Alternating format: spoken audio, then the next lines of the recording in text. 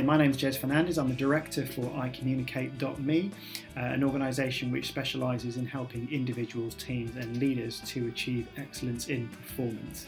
This, the first of my video knowledge shares, is looking at the 7 things that you absolutely must do before the year is out. Hope you enjoy the video. Let's get started. So the first thing we need to do when we're thinking about the end of the year is to really consider that it's an opportunity, a natural opportunity for us to reflect, perhaps at a time that we don't normally get throughout the year. So one of the things that we can really take advantage is the opportunity to really think about how the last 52 weeks have gone. Whether that's good or bad or maybe somewhere in between, it's really worth having that time for reflection. So do it in a fairly structured way. Think about these 3 things. What is the greatest achievement that you've had in the last 12 months? What is the thing that you wanted to achieve that you didn't? And what is the thing that you think will make the biggest difference in 2016?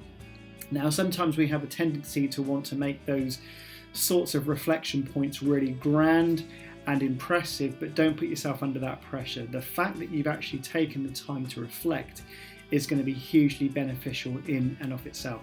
And be honest with yourself. If things didn't work out the way that you wanted them to, that's great, because at least you know what it was that you wanted to achieve. So really do take that time to reflect. It's really important.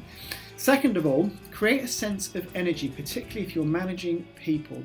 So Christmas is this time of the year when we're on wind down and everyone's looking forward to presents and time off and family and food and all those festivities, and naturally there's a sense in which people can't wait to finish. So what you want to do is create this sense, this environment of positivity where people really feel that they want to come back. It might sound pie in the sky, but it really is achievable.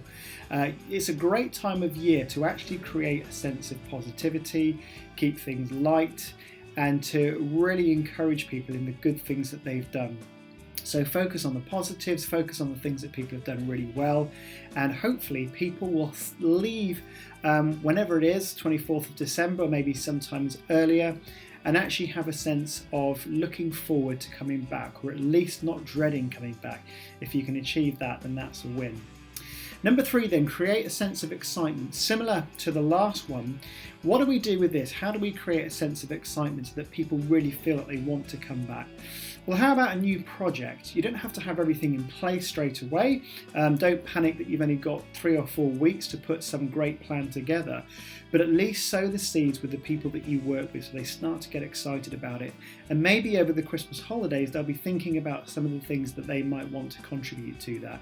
It's a really powerful way of, again, creating that sense of forward-looking positivity and energy that will encourage people to come, not just come back, but come back with a real sense of energy. Number 4, invest in some personal development. Again, it doesn't have to be grandiose. You can do something as simple as just review your own personal development plan and see what things you can put in place to help you. I guess most of us talk a lot about personal development, but probably don't do as much as we could. One of the tools that I love to use is Insights Discovery, the psychometric profile, hugely powerful. And what it does is it enables you to see the potential for small changes with big impact. The profiles aren't expensive. You can do a number of things with it. You can have one-to-one coaching, or do you know what? You can just actually have your profile. It's packed full of development areas around strengths, around weaknesses, around value to the team, all sorts of suggestions for development. So that in itself gives you a really great framework to start thinking about how you might improve your performance. It just again creates a sense of achievement, of potential, of possibilities, and that in itself will give you a sense of excitement that you can bring back, and certainly things that you can reflect on over the Christmas period. Number 5, wrap up. The Christmas holidays provide a natural cut-off point where we start to think about winding down. If you're working on Christmas Eve, it tends to be a bit of a down day anyway, so use that time. Yes, tidy your desk, have a bit of a clear out, sort through your paperwork. That's all well and good, but also think about some of the things that have been hanging over you, perhaps some bigger projects that you've not yet brought to completion. If you can finish those before you go away, even one thing, it will help you to feel like you've really earned that rest. So do think about some of the things that have been hanging over you that you've not yet got a chance to wrap up, and try to bring those to a conclusion. Number 6 is perhaps a contradiction to number 5, and that's to leave things open. What do we mean by that? Well, there's some advice that I was given when I considered writing my first novel, which is still in progress.